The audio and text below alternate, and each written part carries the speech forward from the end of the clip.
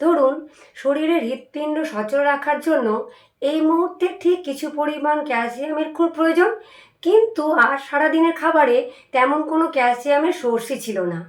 এমন পরিস্থিতিতে শরীর আসলে ঠিক কী করে? খুব ইন্টারেস্টিং একটা প্রশ্ন। আসলে শরীর তখন বেঁচে থাকার তাগিদে অত্যন্ত নিঃশব্দে, মানে একদম কাউকে বুঝতে না দিয়ে সরাসরি নিজের হাড় থেকে ক্যালসিয়াম চুরি করতে শুরু করে। আর তথ্য সোর্স নিয়ে আমাদের এই গভীর বিশ্লেষণে আমরা এমন একটি বিষয় নিয়ে কথা বলবো যা প্রতিদিন আমাদের শরীরের ভেতরে ঘটে চলেছে, অথচ আমরা টেরই পাই না। নীরব একটা প্রক্রিয়া। আজ আমাদের আলোচনার কেন্দ্রে রয়েছে একটি নির্দিষ্ট হেলথ সাপ্লিমেন্ট, যার নাম হলো অ্যামোয়ে নিউট্রিলাইট ক্যালম্যাক D+K2। আমাদের হাতে থাকা সোর্সগুলোর মধ্যে রয়েছে এই পণ্যটির লেবেল, এর উপাদানের বিস্তারিত তালিকা, ব্যবহারের নির্দেশিকা আর প্রাসঙ্গিক কিছু প্রশ্ন উত্তর। আর আমার আজকে মিশনটাই হলো এই লেবেলগুলোর পেছনে বিজ্ঞানটাকে সহজ ভাষায় প্রকাশ করা। আমরা জানবো কেন আমাদের হাড়কে একটি ব্যাংক অ্যাকাউন্টের সাথে তুলনা করা যেতে পারে, আর কেন হাড়ের স্বাস্থ্য রক্ষা করা মানে শুধু রোজ এক গ্লাস দুধ খেয়ে নেওয়া নয়। যারা নিজেদের শরীরের ভেতরের এই পুষ্টি ব্যবস্থাপনা নিয়ে কৌতূহলী, তাদের জন্য এই আলোচনাটি একটি চমকপ্রদ শর্টকাট গাইড হিসাবে কাজ করবে। ওই যে শুরুতে হাড় থেকে ক্যালসিয়াম চুরি করে নেওয়ার বিষয়টা যে বলা হলো, সেটাই হলো আমাদের আজকের আলোচনার মূল ভিত্তি।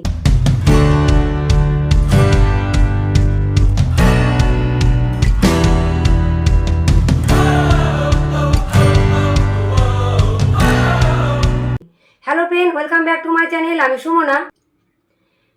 আমরা তো সাধারণত মনে করি যে হাড় হলো শরীরের একটা শক্ত নির্জীব কাঠামো, মানে একবার লম্বা হয়ে যাওয়ার পর এর আর কোনো পরিবর্তন হয় না।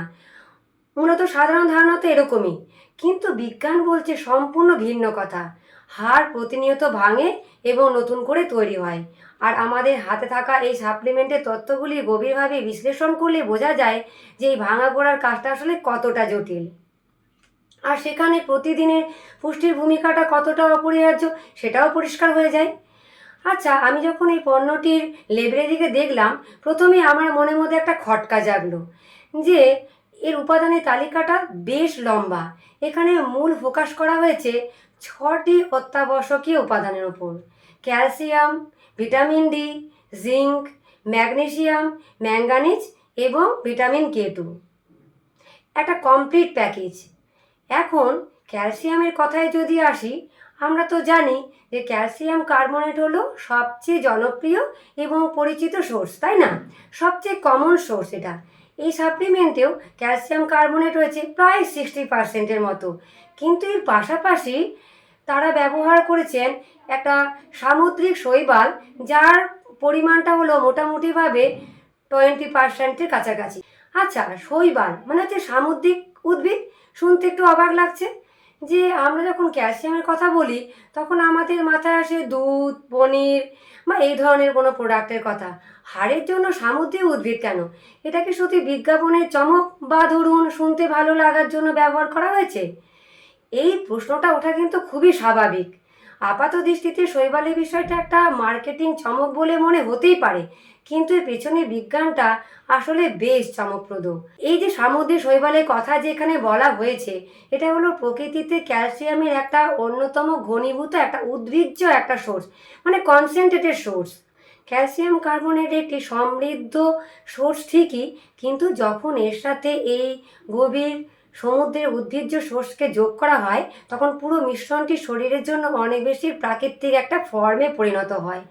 মানে উদ্ভিদ থেকে আসা এই ক্যালসিয়াম তো শুধু একা থাকে না, এটি সমুদ্রের জল থেকে অন্যান্য ট্রেস মিনারেলও শুষে নেয়। ফলে এটি শরীরের ভেতরে গিয়ে খুব সহজেই মিশে যেতে পারে। তার মানে শোষণের হারটা বেড়ে যায়, তাই না? আর সোর্সগুলোতে স্পষ্টভাবে বলা আছে যে 12 বছরের বেশি বয়সী যে কেউ প্রতিদিনের রুটিনে এটি যোগ করতে পারে। অর্থাৎ হাড় মজবুত করার প্রক্রিয়াটা বয়স্ক হওয়ার পর শুরু করার বিষয় নয়, বরং 12 বয়স থেকে এই উদ্ভিজ্জ ক্যালসিয়ামের মিশ্রণটি কার্যকরী ভূমিকা রাখতে পারে। তার মানে ব্যাপারটা এমন নয় যে শুধু এক গাদা ক্যালসিয়াম খেলেই হাড় শক্ত হয়ে যাবে।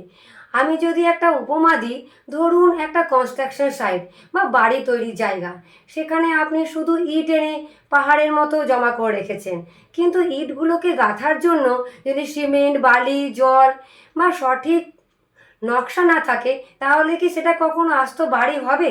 কোনোভাবেই সেটা হবে না, শুধু ইটের স্তূপ হয়ে পড়ে থাকবে। একইভাবে শুধু ক্যালসিয়াম খেয়ে গেলেই তো আর হাড়ের গঠন মজবুত হবে না। আমার মনে হয় এই সাপ্লিমেন্টে শুধু ইট সরবরাহ করছে না, বরং পুরো 6টি উপাদানের একটা সিস্টেম হিসেবে কাজ করছে। এই সাপ্লিমেন্টের লেভেলটা পড়লে বোঝা যায় যে এখানে শুধু ক্যালসিয়ামের উপর জোর দেওয়া হয়নি, বরং একটা কমপ্লিট ইকোসিস্টেম তৈরি করা হয়েছে। ইকোসিস্টেম দারুণ একটা শব্দ। আর এই ইকোসিস্টেমটা কিভাবে কাজ করে সেটা বুঝতে হলে আমাদের ফর্মুলার সবচেয়ে নতুন এবং গুরুত্বপূর্ণ পরিবর্তনের দিকে তাকাতে হবে।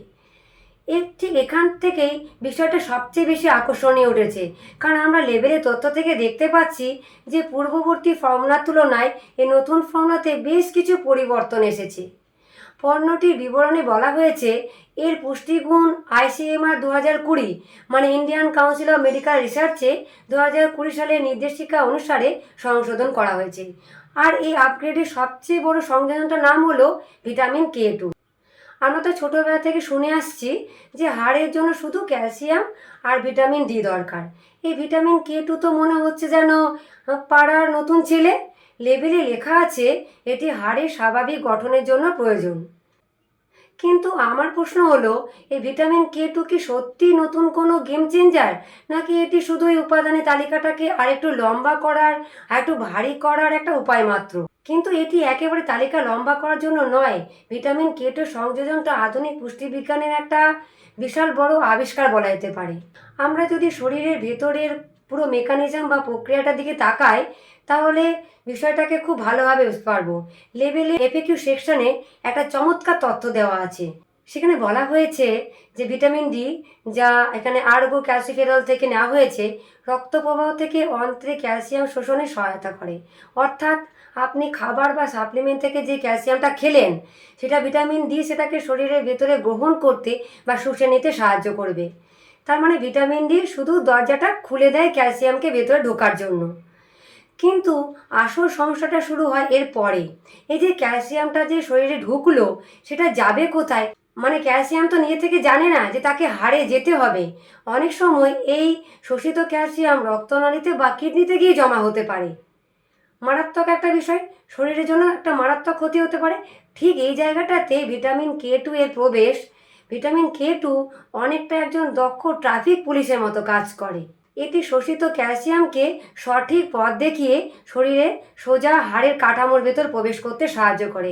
আমরা যদি কনস্ট্রাকশন সাইডে উপমাটা যদি আবার ধরে টেনে নিয়ে আসি, তাহলে ক্যালসিয়াম হলো বাড়ির ইট এবং ভিটামিন ডি হলো সেই ট্রাক যা ইটগুলোকে সাইডে নিয়ে আসে।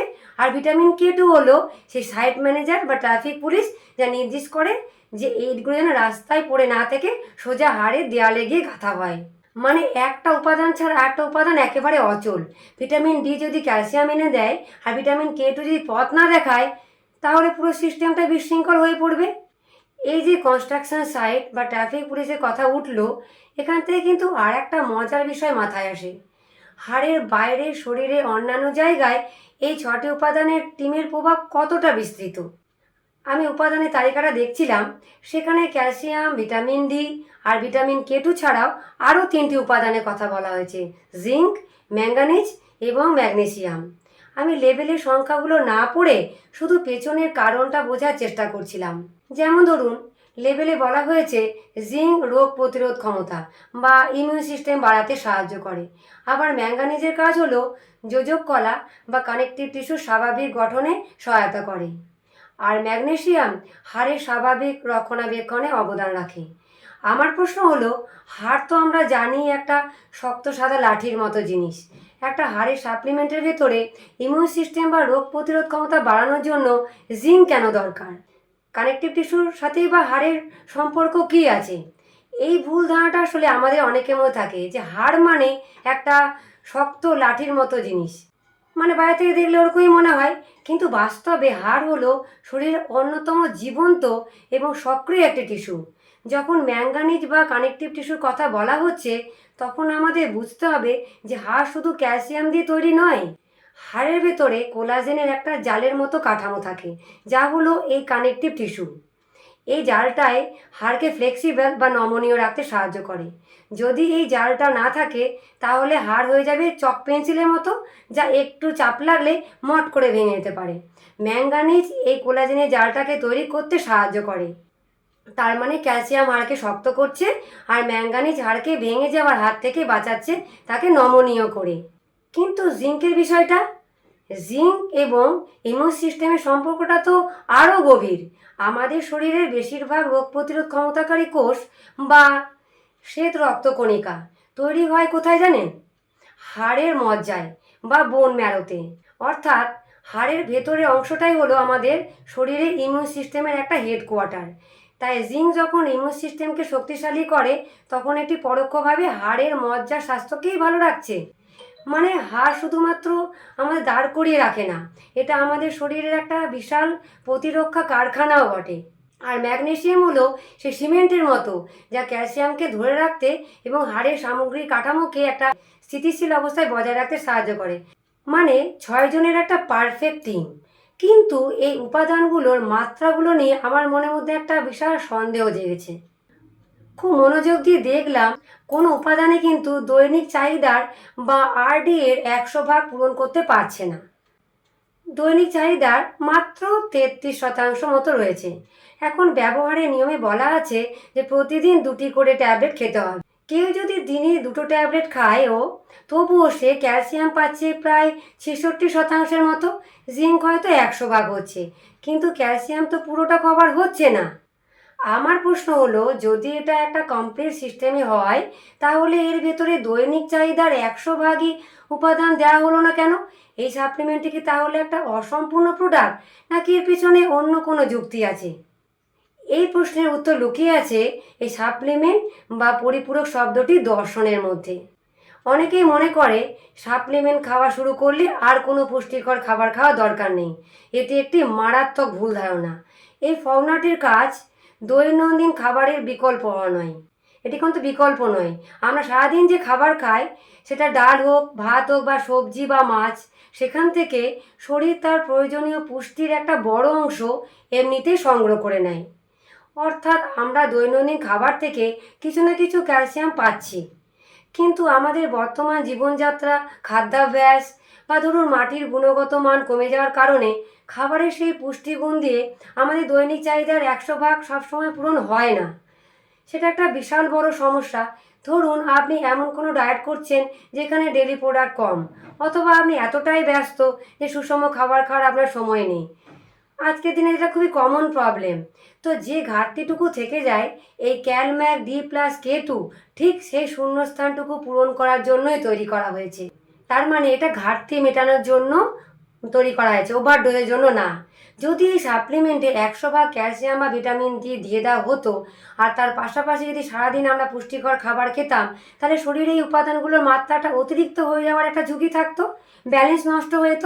বিজ্ঞানে যাকে বলে ওভার সাপ্লিমেন্টেশন, যা শরীরের জন্য বেশ ক্ষতিকর হতে পারে।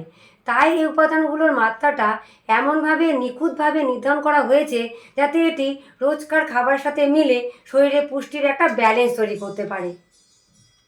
এটি কোনো ম্যাজিক পিল নয়, বরং এটি সুপরিকল্পিত একটা ব্যাকআপ সিস্টেম বলা যেতে পারে। মানে এটা হলো আমাদের দৈনন্দিন ডায়েটের একটা ইন্স্যুরেন্স পলিসির মতো, যাতে খাবারে কোনো দিন কমতি পড়লেও শরীর যেন বিপদে না পড়ে। সাধারণ মানুষের দৈনন্দিন ঘাটতি পূরণের এই বিষয়টি থেকে আমরা একটু চরম পরিস্থিতির দিকে তাকাই। মানে যারা সাধারণ মানুষের চেয়ে অনেক বেশি শারীরিক পরিশ্রম করে, অর্থাৎ ক্রীড়াবিদ বা অ্যাথলিটদের ক্ষেত্রে কি এই ধরনের সাপ্লিমেন্টের নিরাপত্তা কতটা আছে? আমি লেবেলে খুব বড়ভাবে দেখতে পাচ্ছি যে এটা NFSU আর NSTS দ্বারা ট্রাস্টেড। বিবরণীতে বলা হয়েছে যে এটি ন্যাশনাল ফরেন্সিক সায়েন্স ইউনিভার্সিটি দ্বারা প্রত্যয়িত একটা প্রোগ্রাম, যার মূল কাজ হলো খেলাধুলা নিষিদ্ধ বা ক্ষতিকর কোনো উপাদানের উপস্থিতি এর মধ্যে নেই। তার মানে হলো এটি অ্যাথলিটদের জন্য সম্পূর্ণ নিরাপদ এবং ডোপিং বা অন্য কোনো নিষিদ্ধ উপাদানের ঝুঁকি এর মধ্যে নেই। আর যদি এটা অ্যাথলেটের জন্য নিরাপদ হয়, তার মানে তো সাধারণ মানুষদের জন্য তো নিশ্চিতভাবে ব্যবহার করা যেতে পারে। কিন্তু আমি যে বিষয়টা নিয়ে সবচেয়ে রোমাঞ্চিত সেটা হলো একেবারে শেষের দিকে প্রায়শই জিজ্ঞাসিত প্রশ্নাবলীতে রয়েছে। সেখানে লেখা আছে আমাদের শরীরে ক্যালসিয়ামের মেকানিজম নেই, যার কথা আমি আলোচনা শুরুতেই বলেছিলাম। বলা হয়েছে হাড় তার কাঠামোর মধ্যে ক্যালসিয়াম সঞ্চয় করে এটি ভাণ্ডার হিসেবে কাজ করে। এই হাড়ের ভাণ্ডারটা তো ঠিক একটা সেভিংস ব্যাংক অ্যাকাউন্টের মতো। ধরুন আপনি একটা ব্যাংক অ্যাকাউন্ট খুলেছেন, সেখানে শুরুতে কিছু টাকা জমাও রেখেছেন, কিন্তু এরপর আপনি আর কোনো টাকাই জমা দিচ্ছেন না, অর্থাৎ আপনি নিয়মিত ক্যালসিয়াম জাতীয় খাবার খাচ্ছেন না। ওদিকে শরীরের তো রোজকার খরচ চালানোর জন্য ক্যালসিয়ামের দরকার। হৃৎপিণ্ড পাম্প করা, পেশি সংকুচিত করা, স্নায়ুর মাধ্যমে বার্তা পাঠানো, এসব কাজে যেন তো ক্যালসিয়াম হলো নগদ টাকার মতো। তখন শরীর কি করবে? সে জমানো টাকা খরচ করতে শুরু করবে। সে ওই সেভিংস অ্যাকাউন্ট অর্থাৎ হাড় থেকে রোজ একটু একটু করে ক্যালসিয়াম তুলতে থাকবে। একদিন দেখা যাবে অ্যাকাউন্টটা পুরোপুরিভাবে দেউলিয়া হয়ে গেছে। আর শরীরের ক্ষেত্রে এই দেউলিয়া হয়ে যাওয়া মানেই হলো হাড়ের ভঙ্গুরতা বা অস্টিওপোরোসিসের মতো ভয়ঙ্কর সমস্যা। এই সাপ্লিমেন্টের একটা বোতলে এমন 90টি ট্যাবলেট থাকে। তার মানে এটা হলো সেই অ্যাকাউন্টে রোজ একটু একটু করে ক্যালসিয়াম জমা করার একটা রুটিন পদ্ধতি। আমরা যদি ব্যাংক অ্যাকাউন্টের থিওরিটাকে আর একটু বড়োভাবে দেখি, তাহলে বুঝতে পারবো যে কেন হাড় ক্ষয়ে যাওয়ার আগে এই অ্যাকাউন্টে নিয়মিত ডিপোজিট করাটা এত জরুরি। সমস্যা হলো সাধারণ ব্যাংক অ্যাকাউন্ট খালি হয়ে থাকলে মোবাইলে মেসেজ আসে, অ্যালার্ট আসে যে নো ব্যালেন্স অ্যালার্ট, কিন্তু হাড় থেকে ক্যালসিয়াম কমতে থাকলে শরীর শুরুতে কোনো অ্যালার্ম দেয় না। এটি একটি সম্পূর্ণ নীরব প্রক্রিয়া। মানুষ টেরও পায় না যে তার হাড়ের ভেতরেটা একদম ফাঁপা হয়ে যাচ্ছে। এটা খুবই ভয়ের কথা, অত্যন্ত ভয়ের কথা। যখন হাড় মট করে ভেঙে যায় বা গাঁটে গাঁটে তীব্র ব্যথা শুরু হয়, তখন এক্সরে করে দেখা যায় যে অ্যাকাউন্ট অনেক আগেই দেউলিয়া হয়ে গেছে। মানে তখন আর কিছু করার থাকে না। লেবেলের তথ্যগুলো আমাদের সেই নীরব ক্ষয়ের বিপদের কথাই বারবার মনে করিয়ে দেয়। যখন আমরা এই সাপ্লিমেন্টে 6টি উপাদানের কথা বলি, তখনই এরা সবাই মিলে সেই ব্যাংক অ্যাকাউন্টের নিরাপত্তাকে নিশ্চিত করে। ওই যে জিঙ্ক আমাদের সিকিউরিটি গার্ডকে শক্তিশালী করছে, ম্যাঙ্গানিজ আর ম্যাগনেসিয়াম সেই অ্যাকাউন্টকে ভল্ট বা ইনফ্রাস্ট্রাকচারকে ঠিক করতে সাহায্য করছে, ভিটামিন ডি বাইরে থেকে টাকা এনে দিচ্ছে, আর ভিটামিন K2 নিশ্চিত করছে টাকাটা যেন ঠিক জায়গায় গিয়ে জমা হয়। সব মিলিয়ে একটি অত্যন্ত বিজ্ঞানসম্মত এবং স্বয়ংসম্পূর্ণ একটি ব্যবস্থা। এই পুরো চিত্রটা চোখের সামনে ভেসে উঠলে সত্যিই অবাক হতে হয়। আজকের এই গভীর বিশ্লেষণ থেকে আমরা এমন অনেক কিছু চমকপ্রদ বিষয় জানলাম যা আমাদের রোজকার ভাবনা জগৎটাকে নাড়া দেয়, দৃষ্টিভঙ্গিটাই বদলে দেয় বলতে পারেন। হাড়ের স্বাস্থ্য রক্ষা করা মানে সকালে উঠে শুধু এক গ্লাস দুধ আর এক গাদা ক্যালসিয়াম খেয়ে ফেলা নয়। এটি আসলে calcium, vitamin D, vitamin K2, magnesium, zinc এবং ম্যাঙ্গানিজ, এই 6টি উপাদানের একটি অত্যন্ত জটিল এবং নিখুঁত একটি সিম্ফনি। এবং তার সাথে সেই প্রাকৃতিক সোর্সের কথা ভুললেও কিন্তু আমাদের হবে না। সাথে আইসল্যান্ডের গভীর সমুদ্রে সেই সামুদ্রিক শৈবালের মতো প্রাকৃতিক এবং ঘনীভূত শস্যের ব্যবহার এই সাধারণ ফর্মাটিকে আরও কার্যকরী করে তুলছে। আর একই সাথে ICMR 2020 নির্দেশিকা মেনে এই যে ভিটামিন K2 এর নতুন সংযোজন, এটি প্রমাণ করে যে পুষ্টিবিজ্ঞান থেমে নেই, প্রতিনিয়তই আপগ্রেড হচ্ছে। বিজ্ঞান যতই উন্নত হচ্ছে, আমাদের শরীরের ভেতরকার সূক্ষ্ম মেকানিজম বা কাজ করার প্রক্রিয়াগুলো সম্পর্কে আমরা তত বেশি জানতে পারছি। আর সেই জ্ঞানের ওপর ভিত্তি করে পুষ্টির পরিপূরকগুলো প্রতিনিয়ত আপগ্রেড হচ্ছে, যাতে আমাদের শরীর সেরা সাপোর্টটা পায়। এই পুরো আলোচনাটি আমাদের প্রতিদিনের আধুনিক জীবনযাত্রার দিকে আঙুল তুলে একটা বড় প্রশ্ন ছুড়ে দেয়। আমরা হয়তো প্রতিদিন অনেক কিছুই খাচ্ছি, কিন্তু দিনের শেষে আমাদের শরীরে সেই হাড়ের ব্যাংক অ্যাকাউন্টে যথেষ্ট ব্যালেন্স জমা হচ্ছে তো? খুব গুরুত্বপূর্ণ একটা প্রশ্ন। হাড় দেউলিয়া হয়ে যাওয়ার পর, মানে যখন এক্সরে রিপোর্টে সেই ভাঙা হাড়ের সাদা দাগ দেখা যাবে, তখন আফসোস করার চেয়ে সময় থাকতে এই নীরব ঘাটতি পূরণের দিকে নজর দেওয়াটা অনেক বেশি বুদ্ধিমানের কাজ। তবে আজকের আলোচনা শেষ করার আগে যারা শুনছেন তাদের জন্য একটি চিন্তার খোরাক রেখে যেতে চাই। আমরা দেখলাম আমাদের শরীর এতটাই বুদ্ধিমান এবং একই সাথে এতটাই মরিয়া যে বেঁচে থাকার জন্য অপরিহার্য কাজগুলো চালিয়ে যাওয়ার জন্য আমাদের হাড় থেকেই ক্যালসিয়াম চুরি করতে কিন্তু দ্বিধাবোধ করে না, নিজের অংশকেই কিন্তু স্যাক্রিফাইস করে। শরীর তার নিজের অংশকেই ক্ষয় করে ফেলছে শুধু মূল সিস্টেমটাকে সচল রাখার জন্য। তাহলে একটু ভাবুন তো, শুধু হাড়ের ক্যালসিয়ামই নয়, আমাদের এই আধুনিক ভেজালযুক্ত এবং স্ট্রেসফুল জীবনে আমাদের অজান্তে শরীরকে টিকে রাখার জন্য ভেতরে ভেতরে আমাদের দেহযন্ত্র আর কি কি আপোষ বা কম্প্রোমাইজ প্রতিনিয়ত করে চলছে, ভাবলে কিন্তু সত্যি শিউরে উঠতে হয়। প্রতিদিন আমরা যখন নিশ্চিন্তে ঘুমাচ্ছি, তখন কোন অঙ্গের পুষ্টি চুরি করে কোন অঙ্গকে বাঁচিয়ে রাখছে সে, এই রহস্যময় এবং কিছুটা ভয়ঙ্কর শারীরবৃত্তীয় আপোষের কথা নিয়ে পড়াশোনা বা চিন্তা করার দায়িত্ব যারা শুনছেন তাদের ওপর ছেড়ে দিলাম। আবার আসবো অন্য নতুন ভিডিও নিয়ে। ভালো থাকবেন। Thank you. আমি আর বলবো না।